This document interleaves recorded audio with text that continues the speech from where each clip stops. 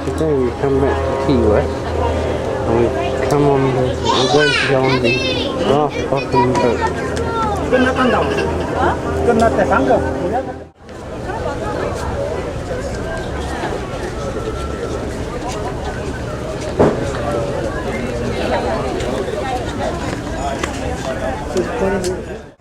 Here we go. Here's the boat. Then it was over to yeah, we want to take that.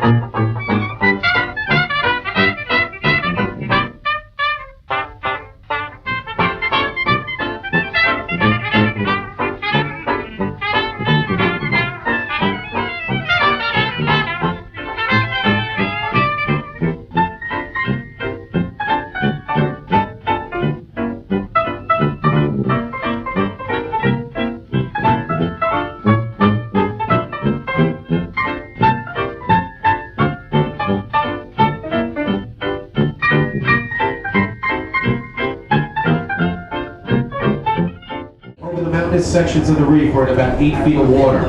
Down in the valleys, it goes between 12 to 20 feet of water down in the fingers. By definition, I should have hundreds of feet of water, while actually the deepest water we ever travel over is 45 feet. And I hate using that number because that's the channel that the Army Corps of Engineers dredged out for the Navy and for the cruise ships. In the natural areas, we're only in about 30, 35 feet of water.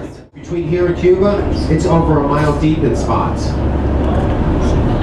And the fire coal is kind of interesting is, say if you went snorkeling today and you brushed up against it, you would actually get a burning sensation from it.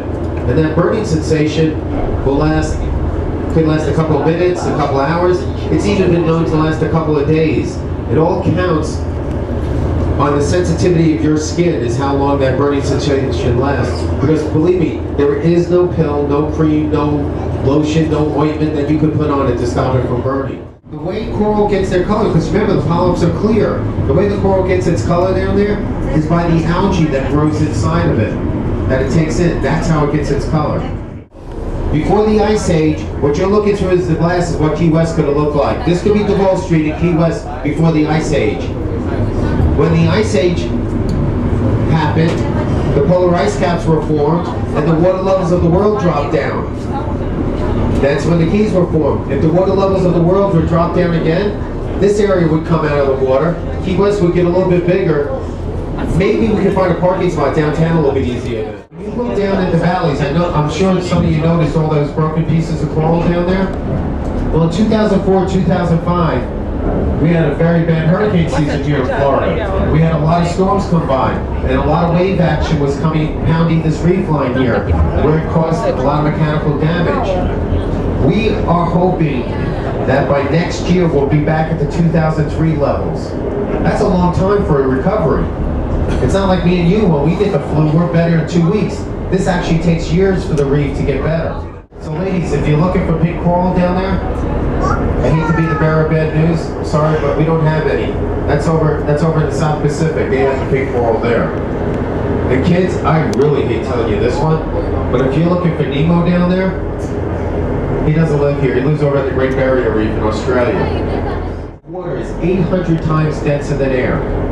And because of that density, light refracts totally different through it.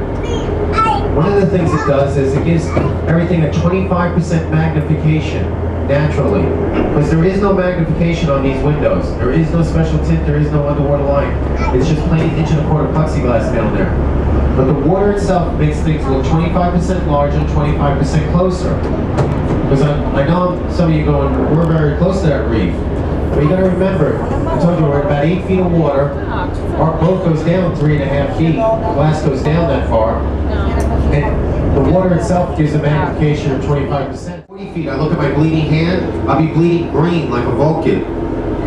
I get down to 140 feet, look at my bleeding hand, I'll be bleeding blue like a Smurf. Blue and violet are the last two colors of the spectrum that disappear the deeper you go. 500 species of fish that inhabit this system.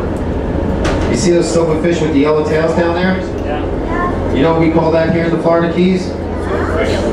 Catch of the day. It's on every menu in town. It's yellowtail snapper.